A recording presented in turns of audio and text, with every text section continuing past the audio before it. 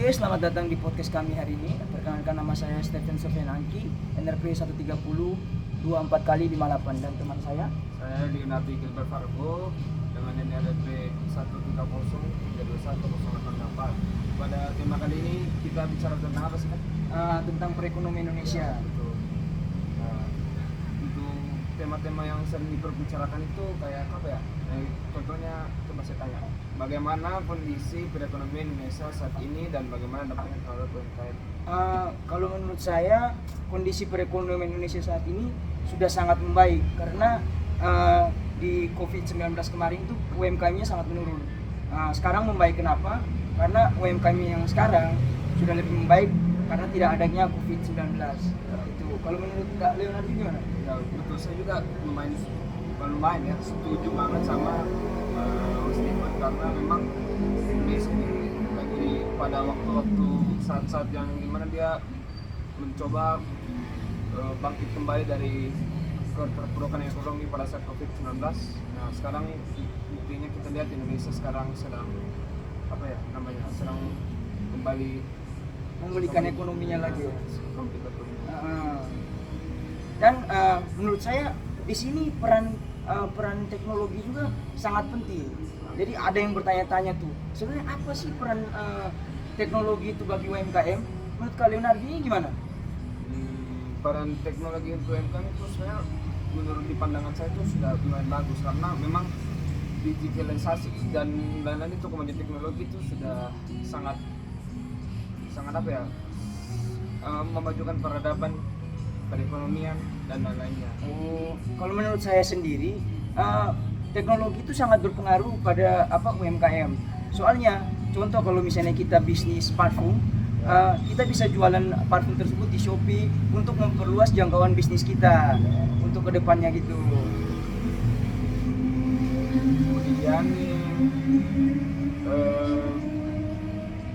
teknologi juga itu, contohnya sekarang kita bisa lihat kayak ChatGPT ya, artificial intelligence itu juga semua sudah banyak bisnis, kalau bisa buat marketing, Ya, bisa buat apa itu membantu ya usaha mikro, kecil, menengah dan usaha-usaha lainnya.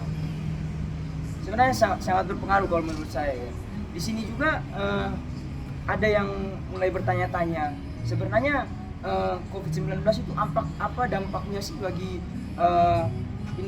perekonomian Indonesia saat ini? Menurut Kak Leonardo itu gimana? Coba dong Dampak dari COVID-19 yang lalu, dampaknya bagi sekarang itu apa?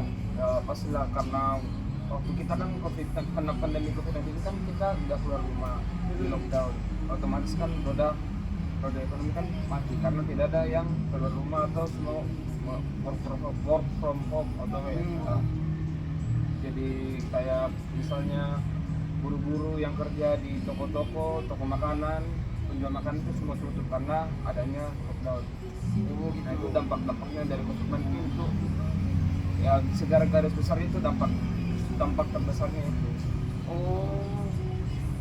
Kalau menurut saya sendiri, dampak dari COVID-19 di tahun yang sekarang 2023 ini sebenarnya sudah tidak terlalu berpengaruh lagi, karena sekarang ini karena sudah tidak adanya COVID, UMKM-nya semakin berjalan dengan lancar, entah itu dari bisnisnya di toko-toko atau enggak bisnis di online shop dan lain-lain. Apalagi sekarang udah ada TikTok Shop ya, dibantu dengan teknologi tadi. Betul. Itu tuh memacu kita supaya lebih semangat lagi berbisnis, supaya jangkauan bisnis kita tuh bisa lebih luas lagi ke depannya gitu.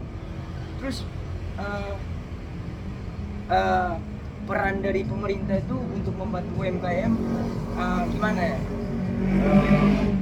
Jelaslah peran pemerintah itu dalam bantu, maksudnya kegiatan ekonomi untuk UMKM ya, itu meningkatkan, ada program yang untuk meningkatkan produktivitas UMKM, itu yang biasa kita tahu, dan ada juga program pemberdayaan UMKM, program pembiayaan UMKM dan lain-lainnya.